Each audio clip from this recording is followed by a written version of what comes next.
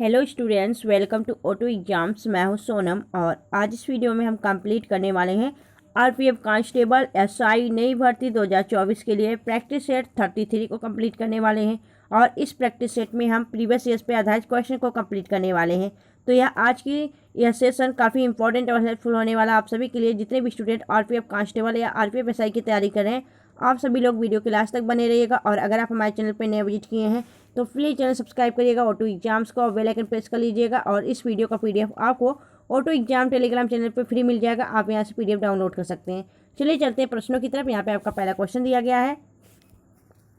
पहला क्वेश्चन आपका दिया गया है कि निम्नलिखित खेलों में से किसके साथ ज्यूल्स रीमेट कप का संबंध है। तो ज्यूल्स रीमेट कप का संबंध फुटबॉल से हो जाता है। फुटबॉल की बात की, फुटबॉल का जो विश्व कप होता है फीफा, और फीफा का पहले क्या नाम हुआ करता था, तो ज्यूल्स रीमेट कप इसे कहा जाता था। याद रखिएगा, यह फीफा का ही परिवर्तित नाम हो जाता है आपका। पहले इसे ज्यूल्स रीमेट कप कहा जाता है, फीफा कप को ही, ठीक है। और यह आपके फुटबॉल का विश्व कप होता है, याद रखिएगा। फुटबॉल की बात की तो फुटबॉल के जो फेमस खिलाड़ी हो जाते हैं वह हो जाते हैं क्रिस्टियानो रोनाल्डो, जो कि पुर्तगाल के हो जाते हैं, या फुटबॉल प्लेयर।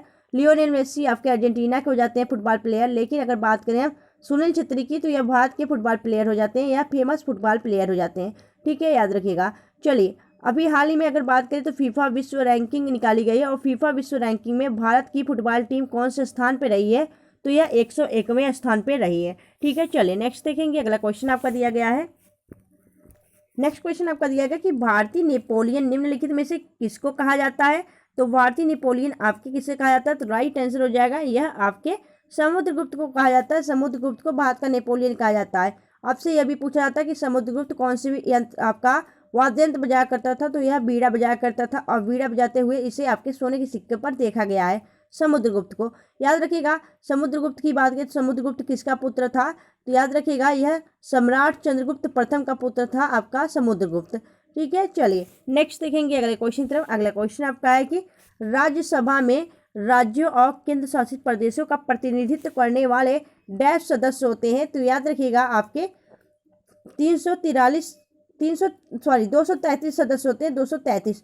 राज्यसभा में अगर बात करें तो यहाँ से आपसे पूछा है राज्य और केंद्र शासित प्रदेश दोनों के तरफ से आपके प्रतिनिधित्व करने वाले 233 सदस्य होते हैं। अगर हम बात करें कि कुल कितने सदस्य होते हैं, तो कुल आपके 245 सदस्य होते हैं आपके राज्यसभा में। राज्यसभा में आपके 245 सीट है, जिसमें से आपके 233 सदस्य राज्य और केंद्र शासित प्रदेश से निर्वाचित किए जाते हैं। और 12 सदस्य की बात करें तो यह आपके किसके द्वारा निर्वाचित किया जाता है, तो यह आपके राष्ट्रपति द्वारा निर्देशित किए जाते हैं। राज्यसभा में टोटल सीट की बात करें तो यह आपके 250 हैं। 250 आपके राज्यसभा में आपके सदस्य सीट है, जिस आपके 250 से ज़्यादा नहीं हो सकते, ठीक है। और आपके निर्वाचित किस में होते हैं, तो आपके 245 पे ही आपकी निर्वाचन की जाती है, याद रखिएगा। चलिए नेक्स्ट देखेंगे अगले क्वेश्चन की तरफ। अगला क्वेश्चन आपका है, अगला क्वेश्चन आपका कि इसमें से किस राज्य को 5 नदियों की भूमि कहा जाता है। तो 5 नदियों की भूमि कहा जाता है किसे, राइट आंसर हो जाएगा पंजाब को। पंजाब को किस लिए कहा जाता है, क्योंकि यहाँ से आपकी 5 नदियों का जन्म होता है। कौन कौन से, याद रखिएगा, यहाँ से 5 नदियों का यह संगम स्थल हो जाता है, जो कि आपके पंजाब कहा जाता है। 5 नदियों का समूह ही आपका पंजाब होता है। तो सतलज, रावी, व्यास और चिनाब और झेलम, यह 5 नदियाँ आपके पंजाब में बहती हैं, याद रखिएगा, ठीक है। आपसे पूछा भी जाता है कि पंच नदियाँ कौन कौन सी हैं, तो पंच नदियाँ जो हैं वह सतलज, रावी, व्यास, चिनाब, झेलम होती हैं, ठीक है। चलिए याद रखिएगा। नेक्स्ट देखेंगे अगले क्वेश्चन की तरफ। अगला क्वेश्चन आपका दिया गया है। अगला क्वेश्चन आपका है कि पल्लव वंश का संस्थापक कौन था। तो पल्लव वंश संस्थापक की बात की जाए तो सिंह विष्णु पल्लव वंश का संस्थापक था। वहीं अगर बात करें कि सिंह विष्णु के बाद जो आपका महेंद्र वर्मन प्रथम था, वह गद्दी पर बैठा था, याद रखिएगा। और यह सबसे पहले जो पत्थर काट कर मंदिर बनाने की जो कला थी, वह प्रचार किसके अंतर्गत किया गया था, पल्लव वंश के अंतर्गत किया गया था, जो कि महेंद्र वर्मन प्रथम ने करवाया था, ठीक है, याद रखिएगा। चलिए नेक्स्ट देखेंगे अगले क्वेश्चन तरफ। अगला क्वेश्चन आपका है, राज्य का दर्जा हासिल करने वाला 25वां भारतीय राज्य कौन सा है। तो राइट आंसर हो जाएगा गोवा। गोवा जो है यह 25वां आपका भारतीय राज्य था, और यह आपके 1961 में पुर्तगाल से आपका क्या किया गया था, पुर्तगाल से इसे पुर्तगाल से स्वतंत्र किया गया था आपके 17 दिसंबर 1961 को। पुर्तगाल से इसे क्या किया गया, स्वतंत्र कराया गया था, याद रखिएगा। वहीं अगर बात करें कि गोवा के बारे में, तो गोवा में आपका एक नेशनल पार्क है जिसे आपका भगवान महावीर नेशनल पार्क स्थित है। और जो देखनी फुगदी सिगमो उत्सव होता है यह आपके गोवा में मनाया जाता है। गोवा की जो आधिकारिक भाषा है वह कोंकणी भाषा आपकी गोवा की हो जाती है, यह आपको याद रखना है। चलिए नेक्स्ट देखेंगे अगले क्वेश्चन की तरफ। अगला क्वेश्चन आपका यह है कि भगत सिंह, सुखदेव थापर और शिवराम राजगुरु को डैश के मामले में उनकी भूमिका के लिए फांसी दी गई थी। तो याद रखिएगा यह आपके लाहौर षड्यंत्र केस में दिया गया था। लाहौर षड्यंत्र केस में 1915 में इन तीनों को फांसी दी गई थी, आपके भगत सिंह, सुखदेव थापर और शिवराम राजगुरु को। ठीक है, याद रखिएगा। चलिए आगे देखेंगे। अगला क्वेश्चन आपका दिया गया है कि भारतीय संविधान के निम्नलिखित में से कौन सा अनुच्छेद उपराष्ट्रपति के चुनाव से संबंधित है। तो राइट आंसर हो जाएगा उपराष्ट्रपति के चुनाव से आपके आर्टिकल 66 सही हो जाएगा आपका राइट आंसर। आर्टिकल आपके उपराष्ट्रपति के चुनाव से संबंधित हो जाता है। वहीं अगर बात करें कि उपराष्ट्रपति का पद जो है, उपराष्ट्रपति का पद यह आपके अमेरिका के संविधान से लिया गया है। अगर बात करें कि जो यह पद दिया गया है किस आर्टिकल के अंतर्गत दिया गया, तो यह आर्टिकल 63 के अंतर्गत पद दिया गया आपके उपराष्ट्रपति का, और जो उसकी आपका चुनाव है वह 66 के अंतर्गत है। ठीक है, याद रखिएगा। वर्तमान में जो है वह उपराष्ट्रपति कौन है, तो वर्तमान में भारत के उपराष्ट्रपति जगदीप धनखड़ है, जो कि 14वें नंबर के उपराष्ट्रपति हैं। चलिए नेक्स्ट देखेंगे अगले क्वेश्चन तरफ। और अगर आपको ये वीडियो अच्छी लग रही है, हेल्पफुल लग रही है, तो प्लीज़ वीडियो को लाइक और चैनल सब्सक्राइब जरूर करिएगा। आप सबके लिए यह आपकी इसी टाइम पे आरपीएफ, एसआई और कांस्टेबल के लिए आपकी डेली 50 क्वेश्चन की यह जीके जीएस की प्रैक्टिस से डेली होती है। और इसमें से आपके कितने क्वेश्चन सही होते हैं, कितने नहीं, ये सभी आप हमें कमेंट सेक्शन में कमेंट करके जरूर बताया करिए, क्योंकि जीके जीएस एक इंपॉर्टेंट आपका सब्जेक्ट हो जाता है, जो कि एक स्कोरिंग सब्जेक्ट हो जाता है। और जीके जीएस आपके इसलिए हम डेली यहाँ पे 50 क्वेश्चन कराते हैं, और इसमें से आपको कितना क्वेश्चन सही होता है आप इसे जरूर लिखा करिए। ठीक है फ्रेंड्स, चलिए आगे चलते हैं अगले क्वेश्चन की तरफ। अगला क्वेश्चन आपका है धर्मनिरपेक्ष राज्य का अर्थ क्या है। तो याद रखिएगा धर्मनिरपेक्ष जो राज्य का अर्थ होता है वह क्या हो जाता है, यानी कि आपका राइट आंसर हो जाएगा राज्य का कोई धर्म नहीं है। तो राज्य का कोई धर्म नहीं है, option D is the right answer. और भारत जो है आपका एक धर्मनिरपेक्ष आपका राज्य हो जाता है, देश हो जाता है। भारत में जो है आपके कई धर्मों के लोग आपके निवास करते हैं। यहाँ भारत का कोई अपना धर्म नहीं है, भारत हर धर्म को मानने वाला है। ठीक है, तो option D is the right answer. Next देखेंगे अगला क्वेश्चन आपका है कि भारतीय अर्थव्यवस्था में प्रयुक्त प्रणाली कौन सी है। तो भारतीय अर्थव्यवस्था में जो प्रयुक्त प्रणाली है वह मिश्रित अर्थव्यवस्था हो जाती है। भारतीय अर्थव्यवस्था मिश्रित अर्थव्यवस्था, याद रखिएगा, is the right answer. Next देखेंगे अगला क्वेश्चन आपका दुनिया का डैश सर्वोच्च शिखर है। तो राइट आंसर हो जाएगा माउंट एवरेस्ट, दुनिया का सर्वोच्च शिखर हो जाता है।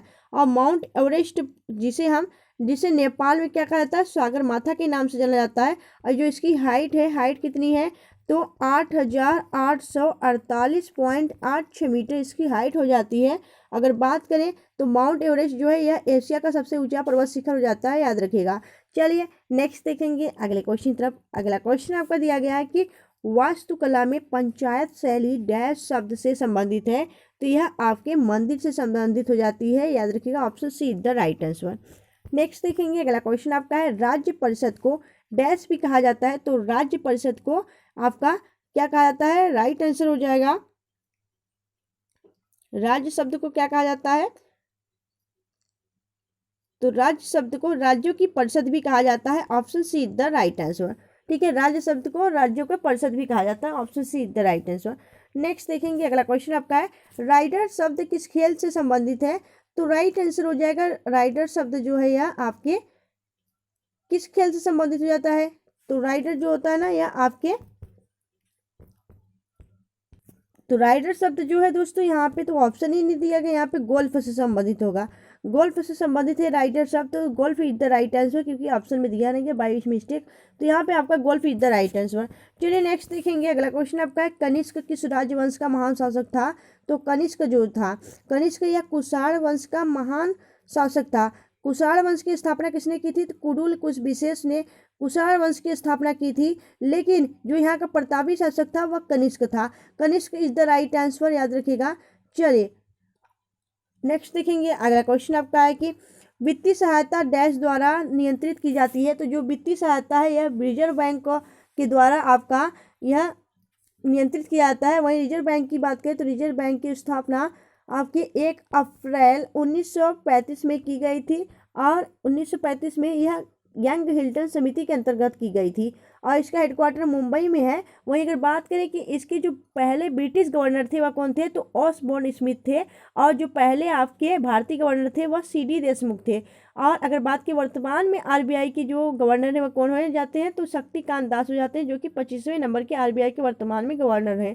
ठीक है, चलिए नेक्स्ट देखेंगे अगले क्वेश्चन की तरफ। अगला क्वेश्चन आपका है, चेचक के टीके की खोज किसने की थी। तो चेचक की जो टीके की खोज की गई थी वह लुईस पास्चर के द्वारा की गई थी। और यह चेचक किसके कारण होता है, तो चेचक आपके वेरियोला वायरस के कारण होता है, जिसे हम छोटी माता बड़ी माता के रूप में भी जानते हैं। तो option see the right answer. चलिए आगे देखेंगे अगला क्वेश्चन आपका है, बैडमिंटन खेल निम्नलिखित में से किस शब्द से संबंधित है। तो बैडमिंटन खेल जो है यह आपके बैडमिंटन खेल से संबंधित जो शब्द होते हैं वह आपके ड्रॉप होता है। Drop is the right answer. आपसे पूछा जाता है दोस्तों कि जो खेलों के संबंधित जो शब्दावली होते हैं वह भी आपके एग्जाम में देखने को मिलते हैं और खेलों से संबंधित जो शब्दावली है वह हमने इस पर आपके वीडियो बनाया हुआ है। आपने नहीं देखा तो ऑटो एग्जाम टेलीग्राम चैनल पे आप ऑटो एग्जाम जो यूट्यूब चैनल है वहाँ पे आप इसे सर्च मार के देख सकते हैं। ठीक है, चलिए तो इस क्वेश्चन का राइट आंसर हो जाएगा ऑप्शन सी। चलिए नेक्स्ट देखेंगे अगला क्वेश्चन आपका है कि अध्यक्ष और राज्य मानवाधिकार आयोग के सदस्यों को कौन हटा सकता है। तो राइट आंसर हो जाएगा यह जो आपके अध्यक्ष होते हैं मानवाधिकार आयोग के और राज्यों के जो मानवाधिकार आयोग हैं इनको जो आपका हटा सकता है वह आपके राष्ट्रपति हटा सकता है। राष्ट्रपति इज द राइट आंसर, यानी कि प्रेसिडेंट भारत की। नेक्स्ट देखेंगे अलकनंदा के साथ वह नदी कौन सी है जिसके संगम पे आपका रुद्रप्रयाग स्थित है। तो अलकनंदा और मंदाकिनी के संगम पे आपका यह बना हुआ है Rudraprayag. Option B is the right answer. Next देखेंगे अगला क्वेश्चन आपका है कि मानव शरीर में कुल कितनी मांसपेशियां होती हैं। तो मानव शरीर में कुल 639 मांसपेशियां होती हैं और 206 आपके हड्डियां होती हैं। हड्डियां कितनी होती हैं, तो 206 और मांसपेशियां 639 होती हैं। अगर आपसे पूछा जाए कि शिशु अवस्था में कुल आपके जो हड्डियां होती कितनी होती है, शिशु अवस्था में 300 हड्डियां होती हैं लगभग बच्चों में। ठीक है, और बड़े होने पे आपकी 206 हो जाती हैं। नेक्स्ट देखेंगे अगले क्वेश्चन तरफ। अगला क्वेश्चन आपका है सत्रिया भारत के किस राज्य का एक पारंपरिक हिंदू शास्त्रीय नृत्य है। तो सत्रिया की बात करें तो यह आपके असम राज्य का शास्त्रीय नृत्य रहता है, जो कि एक क्लासिकल नृत्य है। श्रीमत जो शंकर देव है उन्होंने यह सत्रिया का विकास किया है और सत्रिया को 2000 में सन 2000 में इसे भारत का एक शास्त्रीय नृत्य घोषित किया गया था। शास्त्रीय जो आपका शास्त्रीय संगीत नाटक अकादमी है, संगीत नाटक अकादमी के द्वारा आपका असम का जो शास्त्रीय नृत्य है इसे आपका नवीनतम शास्त्रीय नृत्य घोषित किया गया। चलिए नेक्स्ट देखेंगे अगला क्वेश्चन आपका है कि भाखड़ा नागल बांध परियोजना किस नदी पर स्थित है। तो भाखड़ा नागल परियोजना जो है यह आपके सतलुज नदी पर स्थित जाती है और यह किस राज्य में है, तो यह पंजाब राज्य में स्थित है। सतलुज नदी पर स्थित है यह भाखड़ा नागल परियोजना जो है आपके भाखड़ा नागल बांध परियोजना यह सतलुज नदी पे पंजाब राज्य में स्थित है। और यह आपकी बात करें तो जो ये आपका सतलुज नदी है, सतलुज नदी यह सिपकिला दर्रा हिमाचल प्रदेश से जो राकसताल झील है, राकसताल झील तिब्बत में, यह सिपकिला दर्रा से भारत में इंटर करती है। याद रखिएगा सतलुज नदी। ठीक है, चलिए नेक्स्ट देखेंगे अगले क्वेश्चन तरफ। अगला क्वेश्चन आपका कि निम्नलिखित में से किसकी रचना कालिदास द्वारा की गई है। तो याद रखिएगा कालिदास ने कौन सी रचना की है, तो कुमार संभवम की रचना कालिदास के द्वारा की गई है। कालिदास को बात करें तो क्या कहा जाता है, इन्हें आपका आदि कवि कहा जाता है, महाकवि भी बोला जाता है कालिदास को। और कालिदास की बात करें तो जो कुमार संभवम ने यह रचना की है यह आपके शिव पार्वती के प्रेम विवाह और कार्तिकेय के जन्म की कथा इसमें लिखी गई कुमार संभवम। ठीक है, याद रखिएगा जो कि आपके कार्तिक हैं उनको इनकी कुमार संभवम इनकी जन्म को भी दिखाया गया इसमें। और जो आपके महाकवि कालिदास हैं इनको क्या कहा जाता है, यह किस दरबार में रहते थे, किसके दरबार में, तो यह आपके जो चंद्रगुप्त द्वितीय विक्रमादित्य था उसके दरबार में रहा करते थे। ठीक है, याद रखिएगा। चलिए नेक्स्ट देखेंगे अगले क्वेश्चन तरफ। अगला क्वेश्चन आपका राजतरंगिणी के लेखक कौन है। तो कल्हड़ राजतरंगिणी के लेखक हो जाते हैं। और राजतरंगिणी की बात करें तो इसमें कुल आपके 8 तरंग हो जाते हैं और यह जो है इसमें कश्मीर के राजाओं का वर्णन किया गया है। चलिए नेक्स्ट देखेंगे अगला क्वेश्चन आपका इनमें से किस प्रसिद्ध कोणार्क सूर्य मंदिर की स्थापना श्रेय दिया जाता है। तो जो प्रसिद्ध कोणार्क का सूर्य मंदिर है यह किसने बनवाया था? तो नरसिंह देव प्रथम ने बनाया था। यह बंगाल की खाड़ी तट पर स्थित है। यह 1984 में यूनेस्को की साइट में भी घोषित किया गया था। तो option B is the right answer. चलिए आगे देखेंगे अगले क्वेश्चन की तरफ। अगला क्वेश्चन आपका है, बृहदेश्वर मंदिर भारत के किस राज्य में स्थित है? तो बृहदेश्वर मंदिर यह आपके तमिलनाडु राज्य में स्थित है और तमिलनाडु में आपका मीनाक्षी का मदुरई मीनाक्षी मंदिर है वह भी आपके तमिलनाडु में स्थित है। Tamil Nadu is the right answer. अगला क्वेश्चन आपका दिया गया है, निम्नलिखित में से किस मंदिर का निर्माण पल्लव वंश के शासकों द्वारा कराया गया था? तो पल्लव वंश के शासक द्वारा कराया गया था मंदिर का निर्माण, वह कौन सा मंदिर था? तो कांचीपुरम का कैलाश मंदिर ए इज द राइट आंसर। ठीक है, चलिए आगे देखेंगे। अगला क्वेश्चन आपका है, अजंता की गुफाएं कहाँ स्थित है? तो अजंता की गुफाएं महाराष्ट्र में स्थित है, महाराष्ट्र के औरंगाबाद, जिसका नाम बदल के संभाजी नगर कर दिया गया है। ठीक है, और यह जो आपका अजंता की गुफाएं हैं इससे 1987 में यूनेस्को साइट्स में भी घोषित किया गया था, याद रखिएगा। चलिए नेक्स्ट देखेंगे अगले क्वेश्चन तरफ। और दोस्तों आप लोग वीडियो को लाइक नहीं करते हैं, वीडियो को लाइक और चैनल सब्सक्राइब नहीं करते हैं, आप क्यों नहीं करते हैं? तो वीडियो को लाइक और चैनल सब्सक्राइब जरूर किया करिए, जिससे कि हमें भी मोटिवेशन मिले आप सबके लिए ऐसे ही बेहतरीन क्वेश्चन लाने के लिए। तो आपकी ये प्रैक्टिस है डेली आपकी इसी टाइम पे आरपीएफ कांस्टेबल और एसआई के लिए यह आपकी प्रैक्टिस सेट जाती है, जो कि 50 नंबर की जीके जीएस का प्रैक्टिस सेट होता है। इसमें से आपके कितने क्वेश्चन सही होते हैं कितने नहीं, यह आप हमें कमेंट सेक्शन में जरूर बताया करिए। चलिए नेक्स्ट देखेंगे। अगला क्वेश्चन आपका है कि अलबरूनी जो है, अलबरूनी ने अपनी पुस्तक किताब उल हिंद मीन मकाला किस भाषा में लिखी थी? जो अलबरूनी था इसने अपनी जो आपकी किताब उल हिंद लिखा था, यह अरबी भाषा में लिखा था।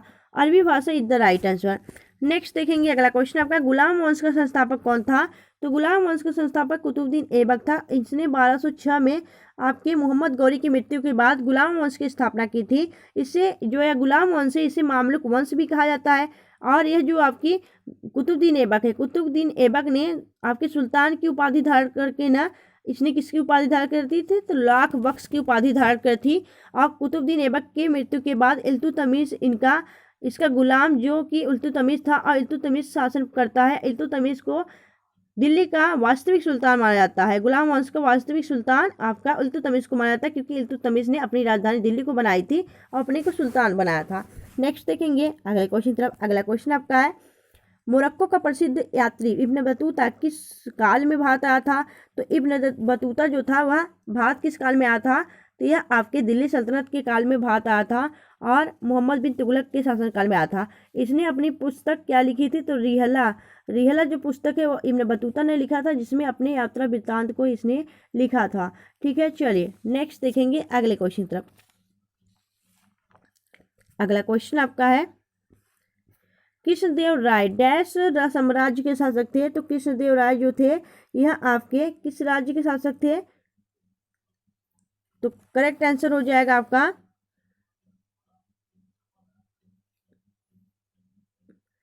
किस राज्य के शासक थे? तो यह विजयनगर राज्य के शासक थे कृष्णदेव राय। और कृष्णदेव राय को किसने बताया था? यह एक शक्तिशाली सम्राट थे, राजा थे। तो यह आपके बाबर ने इनकी वर्णन किया था, याद रखिएगा। कृष्णदेव राय को बताया था यह एक शक्तिशाली सम्राट थे Krishnadeva Raya. Vijayanagar is the right answer. Vijayanagar की स्थापना 1936 में हरिहर और बुक्का दो भाइयों के द्वारा इसकी स्थापना की गई थी। नेक्स्ट देखेंगे अगला क्वेश्चन आपका है, डाक मीटर का आविष्कार डैश द्वारा किया गया था? तो जो डाक मीटर का आविष्कार किया गया था वह आर्थर पिटनी द्वारा किया गया था। Option is the right answer. चलिए आगे देखेंगे। अगला क्वेश्चन आपका है कि अंतर्राष्ट्रीय ओलंपिक दिवस कब मनाया जाता है? तो अंतर्राष्ट्रीय ओलंपिक दिवस 23 जून को प्रतिवर्ष मनाया जाता है। 23 June is the right answer. 18 दिसंबर की बात करें तो 18 दिसंबर का आपका अल्पसंख्यक अधिकार दिवस मनाया जाता है, यह आपको याद रखिएगा। चलिए नेक्स्ट देखेंगे। अगला क्वेश्चन आपका है, भ्रष्टाचार को नियंत्रित करने के लिए भारत सरकार का संगठन है। तो भ्रष्टाचार को नियंत्रित करने के लिए जो भारत सरकार का आपका संगठन है उसका क्या नाम है? तो केंद्रीय आपका सतर्कता आयोग इज द राइट आंसर। केंद्रीय सतर्कता आयोग जो है यह भ्रष्टाचार को नियंत्रित करता है। नेक्स्ट देखेंगे अगले क्वेश्चन तरफ। अगला क्वेश्चन आपका है कि निम्न में से कौन सा स्टेडियम भारत का पहला और सौर ऊर्जा से लैस स्थान है? तो याद रखिएगा खेल स्थान है। तो याद रखिएगा यह जो आपका चिन्ना स्वामी स्टेडियम रहता है आपका बेंगलुरु का, यह आपका जो भारत का पहला ऐसा स्टेडियम है जो कि सौर ऊर्जा से लैस आपका खेला स्थान हो जाता है। तो Chinna Swamy is the right answer. Next देखेंगे अगला क्वेश्चन आपका है कि समान व्यक्ति का औसत बौद्धिक स्तर जो आईक्यू लेवल होता है कितना होता है। तो यह जो आपका समान व्यक्ति की पूछा जा रहा है, तो समान व्यक्ति की जो औसत बौद्धिक स्तर होता है वह आपका राइट आंसर हो जाएगा कि 90 से 110 होता है। Option B is the right answer. Next देखेंगे अगला क्वेश्चन आपका है कि केचुए में श्वसन अंग का नाम है। तो केचुए में जो श्वसन अंग का नाम हो जाता है वह क्या हो जाता है, राइट आंसर हो जाएगा आपका, जिसे क्या कहता है, गीली त्वचा बोला जाता है। गीली त्वचा आपके केचुए में होता है। गीली त्वचा से जो केचुए होते हैं अर्थवाम वो अपनी सांस लेते हैं। नेक्स्ट देखेंगे अगला क्वेश्चन आपका है कर्क रेखा किस राज्य से होकर नहीं गुजरती है। तो कर्क रेखा की बात करें तो यह आपके जो उड़ीसा राज्य है इससे होकर नहीं गुजरती है। Orissa is the right answer. कर्क रेखा 8 राज्यों से होकर गुजरती है और सबसे ज़्यादा आपके मध्य प्रदेश के साथ सबसे ज़्यादा और राजस्थान के साथ सबसे कम आपका यह कर्क रेखा गुजरता है। कर्क रेखा जो है माही नदी को 2 बार काटता है। कर्क रेखा को माही नदी 2 बार काटती है, यह आपने याद रखना है। चलिए नेक्स्ट देखेंगे अगला क्वेश्चन आपका है बांग्लादेश की संसद को क्या कहा जाता है। बांग्लादेश की संसद को जातीय संसद कहा जाता है। बांग्लादेश की राजधानी क्या है, तो बांग्लादेश की राजधानी ढाका मुद्रा टाका जाता है। बांग्लादेश की बात करें, बांग्लादेश के वर्तमान में प्राइम मिनिस्टर शेख हसीना जी हैं और यहाँ के जो आपके राष्ट्रपति हैं वह हो जाते हैं शहाबुद्दीन चुप्पू। नेक्स्ट देखेंगे अगला क्वेश्चन आपका है भारतीय अंतर्राष्ट्रीय आंदोलन की 1905-1917 की अवधि को कहा जाता है, क्या कहा जाता है। जो 1905 से 1917 तक की अवधि रही आपके भारतीय राष्ट्रीय आंदोलन की, उसे आपका क्या कहा जाता है, तो उग्रवादी चरण कहा जाता है। उग्रवादी इज द राइट आंसर। चलिए आगे देखेंगे। नेक्स्ट क्वेश्चन आपका दिया गया है my experiment with my truth के रचनाकार कौन है। तो आपके Mahatma Gandhi is the right answer. Maulana Azad का क्या हो जाता है, इंडिया मीन्स फ्रीडम हो जाता है। और पंडित जवाहरलाल नेहरू ने क्या कहा था, आपके डिस्कवरी ऑफ इंडिया की खोज की थी। तो आपकी डिस्कवरी ऑफ इंडिया की बुक की लेखक की आपके पंडित जवाहरलाल नेहरू जाते। तो इस क्वेश्चन का राइट आंसर हो जाएगा आपके महात्मा गांधी। नेक्स्ट देखेंगे अगला क्वेश्चन आपका है पुलिस शिकायत पोर्टल आवाम से आवाम कहाँ शुरू किया गया, कहाँ लॉन्च किया गया है। तो यह तो आपके जम्मू कश्मीर के लेफ्टिनेंट गवर्नर मनोज सिन्हा द्वारा शुरू की गई है। Option see the right answer. अगला क्वेश्चन आपका है क्रिकेट इतिहास का सबसे कम समय में पूरा होने वाला टेस्ट मैच की विजेता टीम कौन सी रही। तो राइट आंसर हो जाएगा आपका भारत रही। Bharat is the right answer. अगला क्वेश्चन आपका है भूटान के नए प्रधानमंत्री कौन बने हैं। तो भूटान के जो नए प्रधानमंत्री बने हैं वह हो जाते हैं भूटान के Tshering Tobgay. Tshering is the right answer. अगला क्वेश्चन आपका है कि भारतीय संविधान का कौन सा अनुच्छेद धन विधेयक को परिभाषित करता है। तो धन विधेयक आपका 110 हो जाता है और वित्त विधेयक आपका 117 हो जाता है। नेक्स्ट देखेंगे अगला क्वेश्चन आपका है कि भारतीय संसद की लोक सेवा समिति की अध्यक्ष कौन नामित करता है। तो भारतीय संसद की लोक लेखा समिति के जो अध्यक्ष को नामित किया जाता है वह किसके द्वारा किया जाता है। तो यह आपके लोकसभा अध्यक्ष के द्वारा किया जाता है। वर्तमान में लोकसभा अध्यक्ष कौन है, तो ओम बिरला हो जाते हैं। अगला क्वेश्चन आपका है कि पगलाडिया बांध परियोजना किस राज्य में स्थित है। तो जो पगलाडिया बांध आपका परियोजना है यह आपके कहाँ पे स्थित हो जाता है, असम राज्य में। Assam is the right answer. और नेक्स्ट क्वेश्चन आपका दिया गया कि सतलुज नदी किस दर्रे से होकर भारत में इंटर करती है। तो यह आपके सिपकिला दर्रा से भारत में इंटर करती है सतलुज नदी। ठीक है, तो याद रखिएगा option A is the right answer. ठीक है, और यह आपके जीके जीएस के जो हमने यहाँ पे 50 क्वेश्चन कवर किए, इसमें से आपके कितने क्वेश्चन सही हुए कितने नहीं आप हमें कमेंट सेक्शन में अपने फीडबैक जरूर दिया करिए। वीडियो कैसी लगी आप हमें कमेंट सेक्शन में जरूर बताया करिए। मिलेंगे आपसे नेक्स्ट वीडियो में ऐसे बेस्ट कंटेंट के साथ। तब तक के लिए bye bye and thanks for watching, keep smiling.